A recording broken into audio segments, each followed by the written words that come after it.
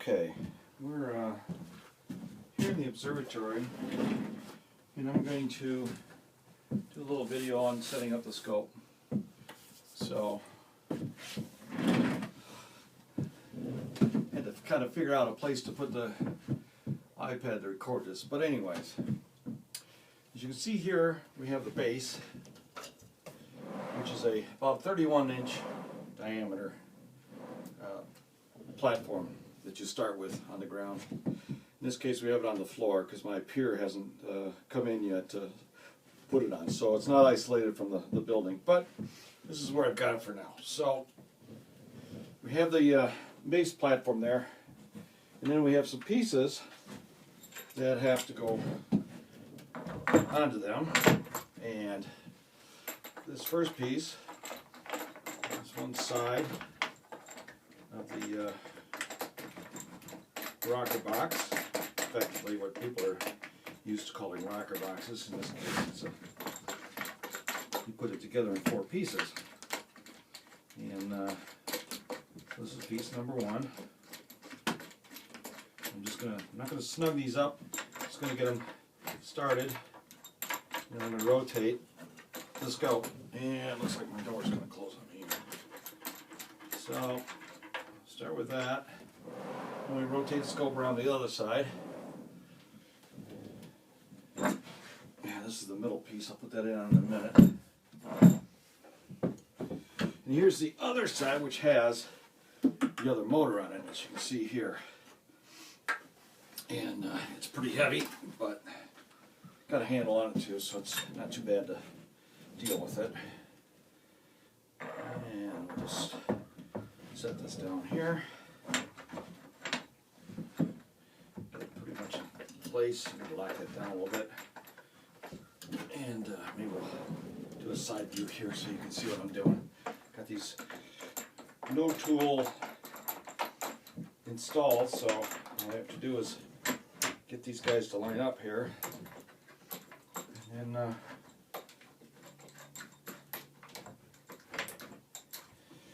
part of the challenge is getting them to line up. Looks like I got this one going, I think. Let's see here.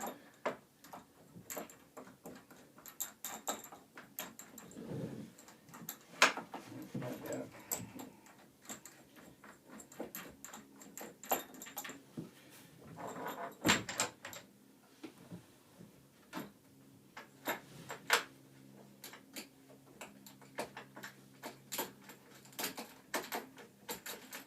Alright, I got one of them in.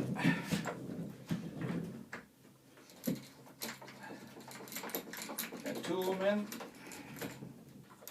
This third one snaps in. There we go. Got the third one in. And they're loose right now because I've got to put this middle piece in now. Loosen it up so I can rotate it. I'll slide this middle piece in here. There we go.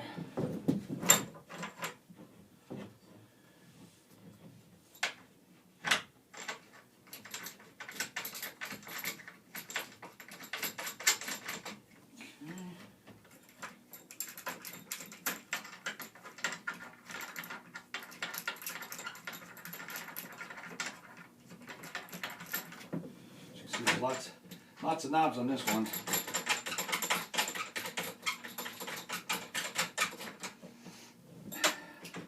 I have the observatory closed because it's rather bright out today, and I think I got plenty of lighting here for the camera set up. So as you can see, the reflection of the sun's just outside of the field here.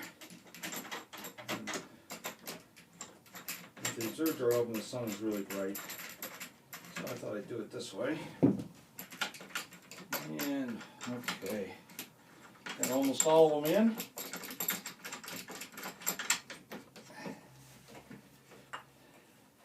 Now we snug them up.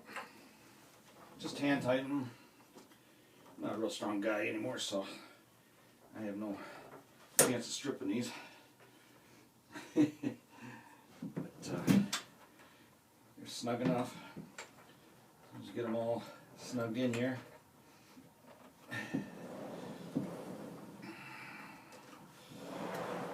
side.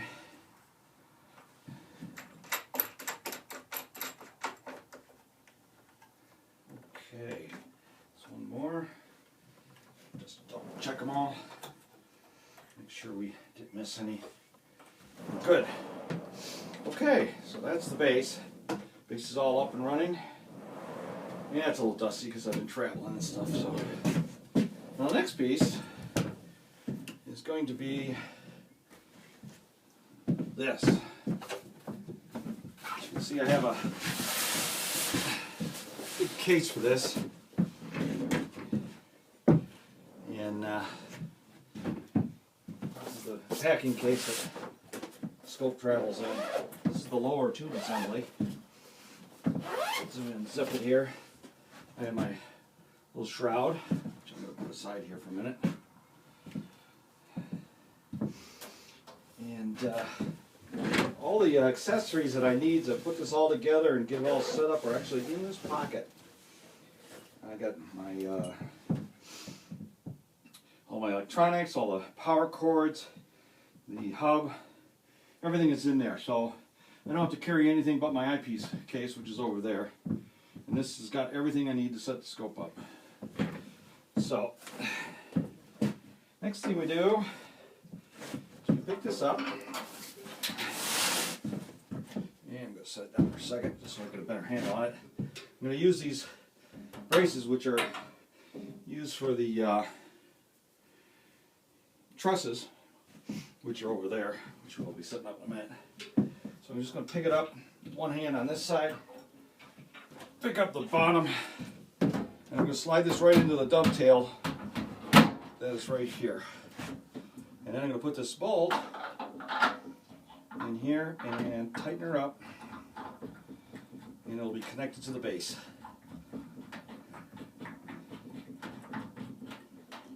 There we go. So now, it's all connected to the base. Of course, there's the primary. Put the cover on. See that? There we go. Now, the next thing we do, I'm going to adjust this a little bit.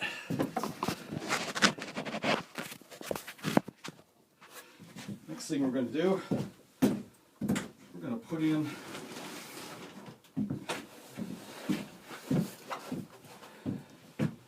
the truss tubes.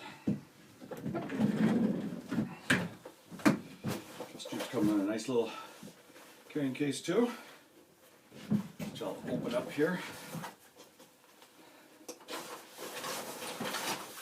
See, it folds out. And each little pocket has a set of tubes.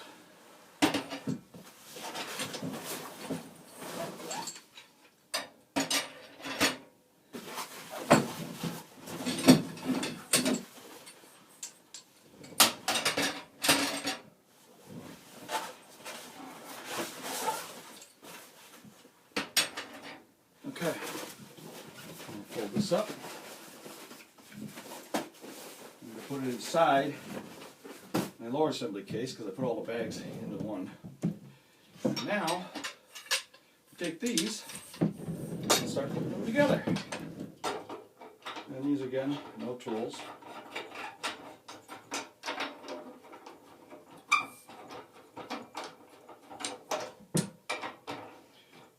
Kind of helps if you look.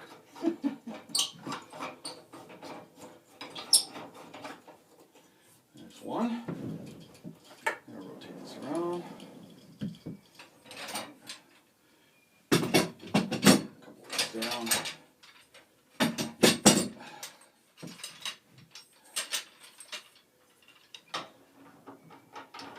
And do the second set.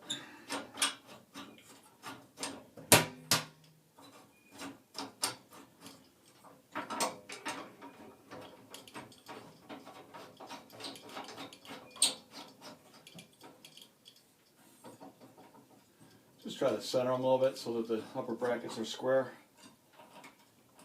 There we go. Around. Do two more. Turn over here so you can see what I'm doing here. Just put them right into this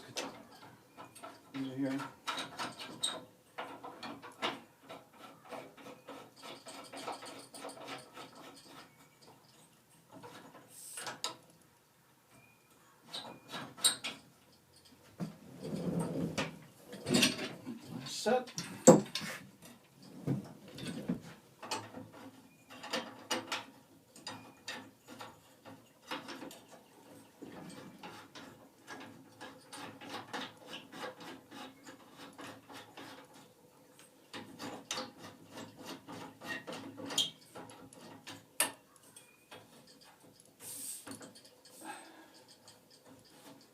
Go. All right.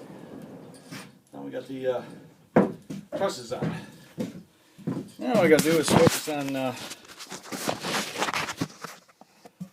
the upper section. And that's in the case as well. Case right here. And we'll take the upper tube assembly out.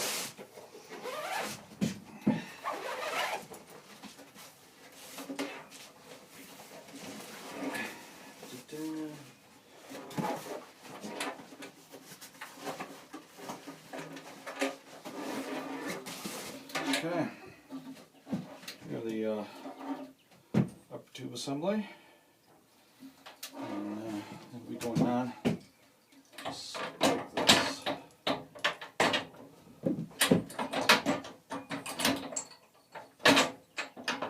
Just set it on the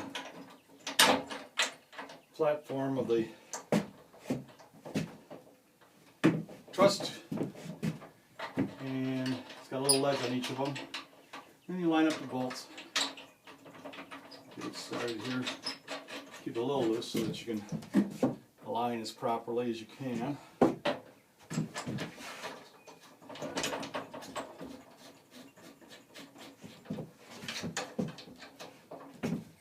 some reason that's running high there. I don't know why.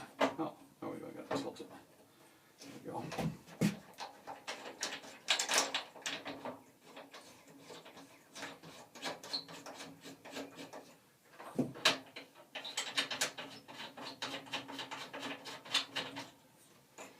Alright, so now we got the upper assembly on.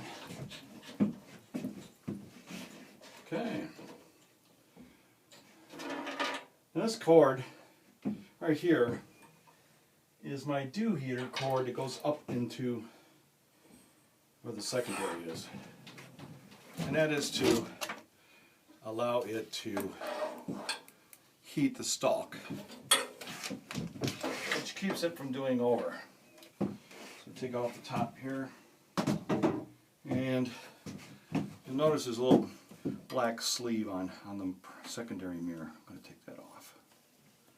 Just carefully take that off. You'll see the secondaries here. This wire runs down this cable, or this vein, and is wrapped around the stalk, as you can see there.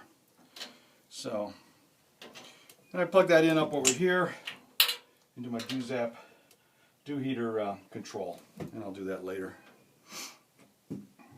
So it's like here's not in too bad a shape, so keep that. Now, from this point forward, you could actually observe with it just like this. You put an eyepiece in, no power, and you're good to go. General observing, push and look. Find something, you just take the covers off. You could use it just like this, as a regular dom. Just like everybody else has got tops without any motors or anything like that. Very simple. You just have the clutches just snug enough that the scope will stay when you leave it. As you can see, it's pretty easy to move. It's on roller bearings on the altitude and needle bearings on the azimuth. So that's how that part of it would work. But we're going to go a little further, and we're going to put the shroud on now. And this would be one more step if you want to have better contrast during the night with extraneous light, or for that matter, to help keep dew off the primary, since the lower assembly is pretty much open from this point up. This kind of gives it a full tunnel, protects protection away from light and extraneous moisture coming in from the side. So, let's see here. We're going to set that up just like that. Alright, so we're putting down the shroud, and I have to bring it down from the top. Over the eyepiece holder, and just to the lower section of the upper assembly. So, we have to pull it down. I have to say that one thing I have to do here is I have to thread this cable up through the shroud now. There we go. So that it is in its proper position. And the other thing would be, at this point, you could take the primary mirror cap off if you wanted to, but I'm not going to. Just going to cover the whole scope. There we go. So now the shroud is up, nice and taut. You're protected from, the other thing this does is protect you from pulling an eyepiece out and accidentally dropping it on the primary. You would hit this first and bounce away. That's the other reason I like having it. Because in the middle of the night I tend to be a klutz, and I've been known to fall off of 6 and 8 foot ladders with my other scopes that I used to have. It's one of the reasons I got this scope instead of a bigger one, is I don't have to be on the ladder anymore, which is excellent as far as I'm concerned. Now, next step, at this point you've got the shroud on, you've got full capability of using it again. Just push and look. From this point, with the shroud on, and you're all protected. The next step, though, is if you want power, you can get an AC adapter for this and plug it straight into the control system. Or, in my case, I have a battery pack, which I use to remotely. I have this battery pack. I use it remotely whenever I travel, but I can also use it right here in the observatory. And I just put it down on the base right there. So it rides around with the base, and I don't have any problems with wires wrapping around or getting in the way, etc. So all the power is self-contained on the platform. What I'm going to do around the base here. Maybe that'll work. Maybe not. We'll see. Anyhow, next thing I'm going to do is go to my handy dandy pocket here that's in the bag, and I'm going to pull out some of the components I need. Here's a triple DC input to a single, which is going to go into that battery over there. It allows me to run 3 devices then off of the DC power. And they're low power consumption, pretty much. The only one would probably be the most would be the motors themselves. But the wireless hub doesn't use much. It's less than half of them. I think less than 1, or let's see, what did I say? I don't remember now. At one point I knew how much it drew. I want to say half a watt, but I think that's too much. I think it's like 200 milliwatts. No, it's 150 milliwatts, I think is what this wireless pulls. So, this is the power cord for hooking up any of the devices. I have, over here, we're going to swing this around now, and this is the fun side of the control system. And that's where the motors are, and the power on. And what I've got right here is a cable, and I think I'm gonna move this. Alright, so here we have the control. Right here is the hand controller, goes into here, and then the connector goes from this altitude motor to the azimuth motor, is this cable here. So I'm going to plug that into there. What this does is, once you have the hand controller in, it'll control both drive systems here and down there, and this is the communications down to that. plus the power. It actually routes the power down too. So I'm going to route this down here and swivel this and plug this in right here. So that's in. And I tuck that away so it's out of the way.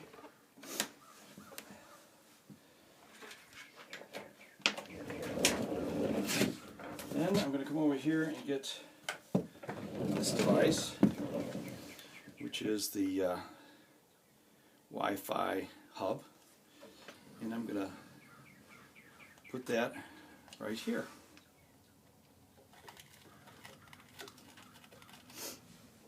And I'm going to route it through here, underneath, and it's going to come out on the other side where the hand controller is going to be. The hand controller is going to go right here.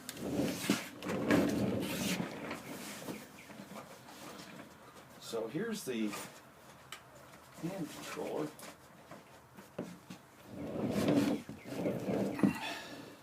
As you can see, that's the hand controller. It's got typical connections here. And that goes in right here. So that's all hooked up. And then it goes into this right there.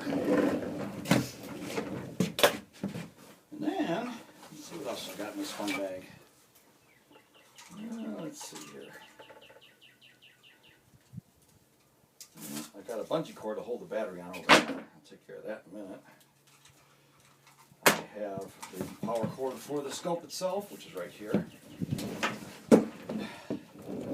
So we'll plug that in. That goes right here. I route this around the front. Oops, I guess I put the power cord right here. I had my knee in the way, sorry about that. I'm going to route this around the front side, through the bottom. So it too is out of the way. And on the platform and not hanging out off the platform. What I don't want is cables that lay on the ground. They lay on the ground, they snag on stuff, or you step on it and it causes problems.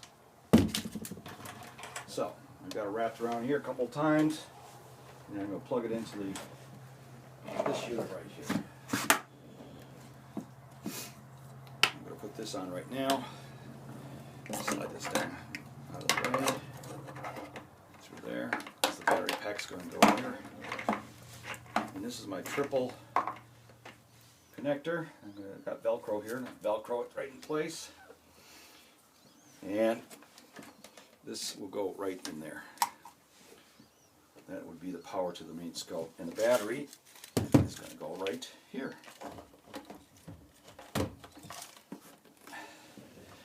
And when I'm ready, I'll plug the battery in right into here.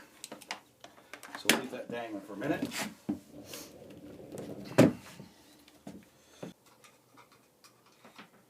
This is my dew zapper. This is my dew zapper controller. And it's going to go up top, and its power is going to go down into here as well. Right into here. There we go. I'm going to run this up to the top of the scope. And we'll put it on the Velcro that's up here. And it's good to go. It's short enough that it doesn't hit the ground, so you just put it over here on the side. I could wrap it, possibly. I want to do that through a unit right there, and because I want it to be flexible, or long enough or flexible enough to be able to move the scope and not have any problem. Okay, so now we've got that hooked up. In there. There we go. And now we have GPS unit. Just a little internal antenna that will plug into the hand controller. And I will mount it on the back of the scope and run the cable across to here. And it I plug it into the hand controller. So it's in the base of the hand controller. What the GPS unit does is when you power up, the scope will go out and check to see if it's got a GPS hook to it. If it does, I'll ask you if you want to run GPS. And if you are remote, you want to do that because you don't know where you are on the planet at that point. You don't have longitude and latitude. Well, you may have sort of looked it up if you wanted to, but because you may not have it, and because I take this scope many different places, I got the GPS so I don't have to remember 5 or 6 different longitudes and latitudes or even write them down. Or any other place I may go, like Texas Star Party, Winter Star Party, Nebraska Star Party, or any number of star parties I might go to that I've been to in the past. I don't have to remember that now because GPS will find where I'm at and what time it is. And I don't have to remember. So now I'm just running the power cable to the wireless through the base also and up into the junction box here. So now I have all 3 units plugged into my 3-way outlet. Finally, I have 2 more things. I have here another dew zapper, which I'm going to use, and it's going to go on the eyepiece holder right here. I'm just going to wrap it lightly here, which allows me to put eyepieces in and out.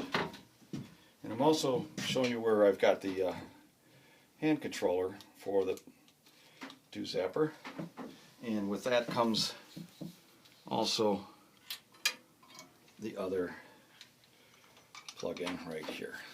So now I've got that all set up. Finally, on the battery, to make sure the battery doesn't fall off the platform, I'm going to put a bungee cord around one of my bolts, the hand bolts, and one side and another one on the other side, and that'll just, doesn't put much pressure on it at all, just keeps it from flopping out, and I'm good to go. And then at that point, I can hook up the, at that point now, I've got this set up for the power. There's the 3 plugs coming in, and then this is the power outlet right here. And I just plug this in, and we're live. I don't know if you can see it, but we got a green light on there. And now, what I can do is show you what we've got set up here for the scope. Yep. It's all set. Oh, I forgot to mention, I have one of these Easy Finder 2s that also goes on here. I'm going to just walk over here, slide that in, bolt it down. Now it's all set to go. And then finally, I have a eyepiece case right here.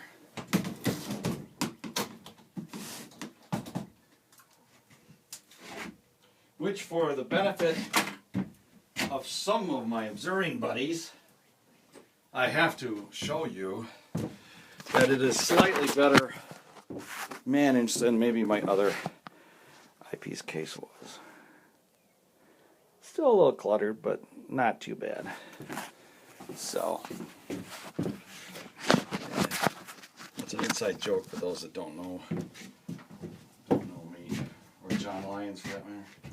Anyhow, one of the eyepieces I use is 13mm lanthanum, super wide, that I've had for quite a while from Orion.